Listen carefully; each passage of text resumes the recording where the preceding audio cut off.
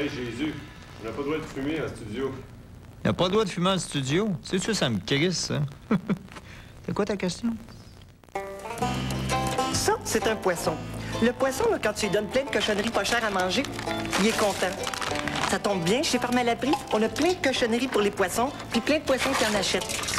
Mais à force de manger des cochonneries pas chères, le poisson, il devient malade. Fait que là, tu lui dis, poisson, il faut que tu prennes des pilules. Puis les pilules, là, ils sont 35$ pour 10. Puis le poisson, là, il paye. Et le principe de Roch et Bergerac, je me souviens, nous, on était là au début de 4 saisons, t'sais. Alors, il y a un principe très simple dans la vie. Si tu engages du monde comme nous autres, mais que tu n'as pas d'argent pour les payer, il faut que tu leur donnes quelque chose en contrepartie, et c'est la liberté. Le cancer de Maurice. Le Kraft Dinner de Provigro. Je dois dire que ça faisait partie de ma provocation par rapport aux actionnaires et à la direction de TQS de faire le moins de censure possible par rapport à RBO. C'était aussi, disons que ça me faisait un velours parce que je savais que ça ferait chier beaucoup de monde. Tu travailles pour le pays, t'es payé 4 piastres et demi. Tous ceux qui bûchent, ceux qui bâtissent, tu te fais fourrer en crise. On te salue, t'aimes pas une bière faite à moitié, mais c'est ça que t'as toujours bu. Molson salue les vrais.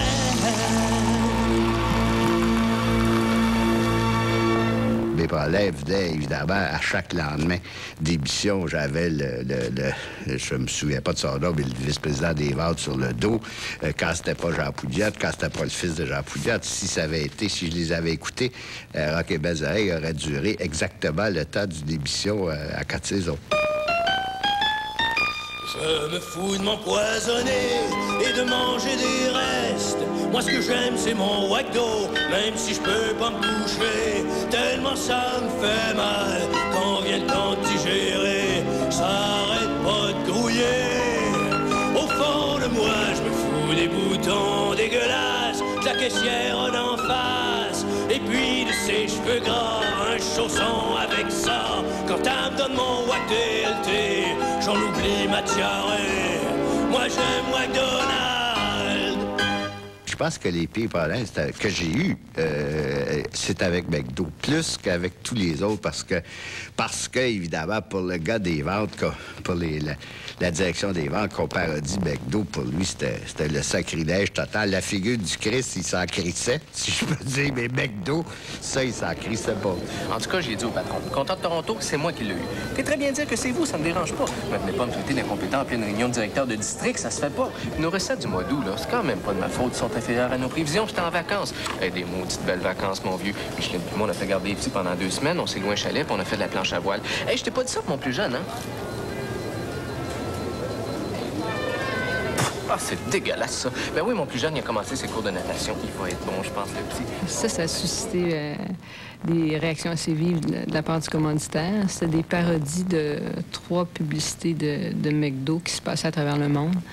Et puis, qui étaient vraiment très drôles. Les parodies étaient vraiment très drôles, mais le commanditaire n'a pas du tout apprécié parce qu'il y avait un dénigrement du produit. La réaction de McDo était d'être furieux et de menacer d'enlever des publicités à la fois sur CFCF puis à la fois sur 4 saisons. Quelqu'un qui était responsable de la publicité à 4 saisons, qui était venu chialer parce qu'on faisait des parodies de McDo, parce que McDo, c'était son client, je le comprends bien. Son erreur à lui, ça a été de penser qu'il pourrait nous bypasser. Et il est allé dire au client McDo que c'était fini, il n'y en aurait plus d'autres sketchs. Mais ce qu'il ne savait pas, c'est qu'on en avait fait 6. Il en restait 4. Mamma mia! Alessia, il telefono squillo. Pronto? Lei, già, per la cena non ho liberato. Vengo subito. L'aspettiamo, gli altri invitati sono già arrivati. Ah, povera mia, che volevo lavorare. Ta gueule! Vénérable ami, condescendez à m'apporter vos délices occidentaux, dont mes papilles, à grand flot, réclament l'indigne présence. Magnificent maître, le répugnon vermisseau que je suis doit-il tenter ignominieusement de satisfaire à votre céleste demande? Veuillez piétiner l'impétueux lardon qui, mal poli, ose interrompre votre suave babille. Mais la file d'attente, tel un somptueux serpentin, s'étiole jusque dans le parking. Masz bigwak? Nigdy nie było. A krokiet masz? Nie ma. A hamburger masz? Nie będzie. Mam Big Now? Big Now? Co to? Brukiew pomiędzy dwie skipki chleba. Miam, dobre. Z kapustą i z kartoflem, proszę.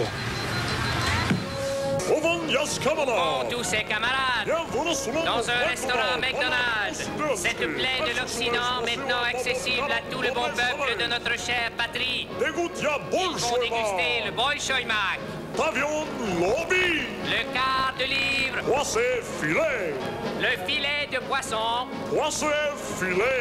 la filet de poisson. Une petite chose toute simple.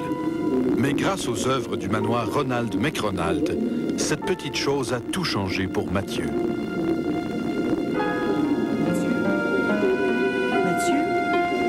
Mathieu, entendu, Mathieu? Maman? Bon, tu vas enfin me comprendre que je te parle? Ah ouais, à la maison, tu vas ranger tes traîneries dans le sous-sol. T'as plus de raison de plus m'écouter, puis attends que ton père arrive à la maison, il va te régler ton compte. À droite. Chaque année, nos œuvres permettent à des milliers d'enfants de réaliser de grandes choses. Ce qu'on veut qu'ils fassent. Nous donnons des millions au manoir Ronald McRonald pour les enfants cancéreux. C'est comme une façon de nous excuser. En terminant, nous vous rappelons que le gars qui passe la mop fait aussi la sauce à Big Mac. Pensez-y. Dans l'ensemble, je me souviens d'un petit problème au sujet de publicité. C'était Ultramar, que je pense qu'ils avaient fait de publicité, qu'ils avaient appelé Ultramar. Bon, je trouvais que déjà Ultramar, me semble qu'ils auraient pu trouver mieux. Il faut expliquer que c'est un jeu de mots, c'est Ultramar. Tout ce qu'on a fait, c'est fait deux petites lettres à la fin. Ben oui. Tout simplement. Ben oui. Il y a des multinationales qui sont susceptibles. C'est pas une joke de marde, c'est une joke d'alphabet. Mais si je me souviens bien, la polémique ne venait pas du nom Ultraman, mais bien de ce qu'on disait. Exactement. Parce qu'on disait qu'Ultraman avait licencié des employés et tout ça. C'est ce qui est inconcevable. On ne peut pas dire ça. C'est idée d'avoir On n'a pas le droit de dire ça sur des multinationales qui congédient des gens. Ça faisait déjà quelques semaines que j'essayais de convaincre Jean Gaulet de faire une commandite à TQS. Et là, je me suis dit, bon, t'as là un truc qui est peut-être un peu moins drôle parce que ça a une connotation, entre guillemets, le politique. Ça se référait à une raffinerie que Ultramar avait fermée. T'avais aussi le fait que je voulais avoir de l'argent pour TQS pour une commandite, puis le fait que c'était un ami. Tout ça mis ensemble, j'avais demandé qu'on le passe pas. Mais je pense que c'est la seule chose que j'avais censurée, si on peut appeler ça censuré. Oui, oui. Appelons ça censuré, c'est censuré. Il n'y a personne qui voulait la diffuser, en fait. Même personne ne voulait la tourner. Le producteur disait, écoute, ça passera jamais. Je vois pas pourquoi on tournerait ça. Moi, j'ai dit non. À la limite, on va le filmer et au moins, on l'aura. Tu sais ce qui est arrivé. On ne l'a pas diffusé. Effectivement, ça a été refusé. Mais au moins, il a été filmé.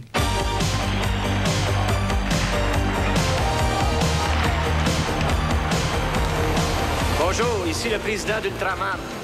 Quand j'ai appris qu'il y aurait une super production sur le hockey, je me suis dit, tiens, voilà une bonne façon de faire oublier qu'Ultraman a sauvagement démoli les raffineries golf de l'Est de Montréal. Merci, les Québécois. Logiquement, il faut juste remettre ça dans la balance. C'est une nouvelle station de TV qui part la première fois où à peu près on s'en va faire une affaire sur Ultramar. Alors, on peut comprendre que TQS avait cette réaction-là. Venant de nous, on était vraiment fâchés. On était vraiment maudits. Parce qu'on disait, écoute, on n'en a rien à foutre, nous autres, de ce compagnie-là. On a une bonne joke, puis... À cette heure qu'on a des autos, ça a changé. Moi, Ultramar, personnellement, c'est jamais je respecte beaucoup. Jamais, puis moi, j'ai une carte dans mes poches, puis j'ai des... Non, mais c'est frustrant de voir que tu peux rire de Belgazou tant que tu veux, puis personne ne va t'écœurer avec ça. Puis quand il s'agit de grosses compagnies et d'intérêts supérieurs, ben là, il y a des problèmes. Ça, alors ça nous a Belgazou profondément n'a choqués. jamais congédié personne, c'est plutôt l'inverse. Rock et Belles Oreilles vous revient après ces messages publicitaires.